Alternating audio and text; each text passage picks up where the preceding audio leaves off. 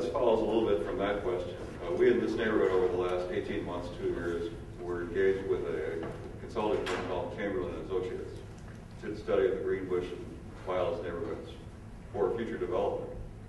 And one of the things that one of the consultants once said was, you can't have development without willing developers. So what can you do, and I'm talking about maybe city blocks, something bigger than just a housing, one house, to encourage willing developers to come over here and take a look at some of these ideas. I went to a Brewers game last summer, went to a number of Brewer games, and I was at it with a high school classmate who introduced me to his cousin. His cousin is a developer who works along Lake Michigan, the northern part of Illinois, and has done a number of successful projects in Kenosha. And we meet, and the first thing out of his mouth is, "Oh, Madison, you folks have your own way of doing things there. You write your own rules." And the bottom line is he loves the community.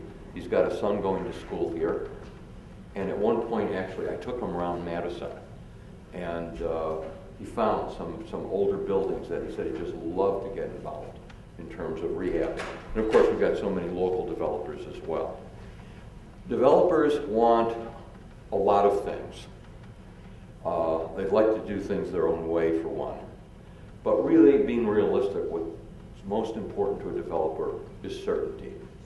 Certainty knowing that if they go through a process, that they have an opportunity to have success on the other side. And that with that certainty is not just design standards, but also processes with neighborhoods and neighborhood activists. And one of the things that I've seen, as I said in the introduction, is that both the developers and the neighborhood activists seem to have some of the same grievances.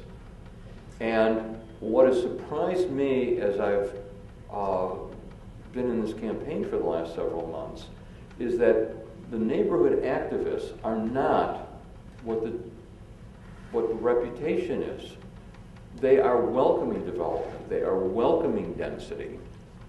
They are welcoming, in effect, new neighbors to their community. And I think one of the most exciting challenges before us is to, starting with the appointment of citizens to the committees, the boards, and the commissions, and working with the city staff and making it clear to the city staff, your professional opinion is respected, your professional opinion is wanted. Do not hide out of fear that you're going to offend a neighborhood or that you're going to offend a developer, and get that conversation going. Get that conversation going and prove that in 3 months and 6 months and 9 months, we can get projects going.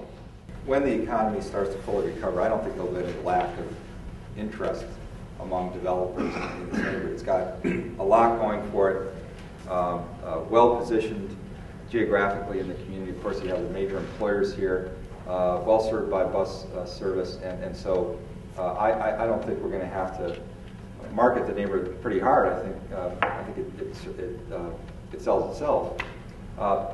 As to the overall process, I think there's a few good things going on. One is we're rewriting our zoning code for the first time in 40 years. I think our zoning code was adopted in the early 60s. We're rewriting that document. Massive undertaking. It's already taken a couple of years. We hope to get the zoning text to the council sometime this spring for adoption. And then comes the hard part. We'll actually have to do the zoning map after that. But and that's not going to be easy.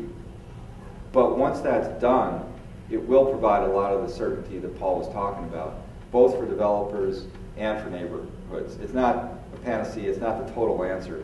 But it's a big improvement over the sort of suburban mentality that's in our current zoning code adopted 40 years ago, and then cobbled together changes after it. The current zoning code, everyone agrees, is an absolute mess, and this will be a big improvement. We're also looking at some process changes. Those have been going through the Urban Design Commission and other places, and those also, I think, will come to the council again sometime in the spring. And there again, you know, the idea is to have greater certainty on the part of people who want to invest in the community, and greater certainty on the part of neighbors who obviously are going to have to live with whatever gets built.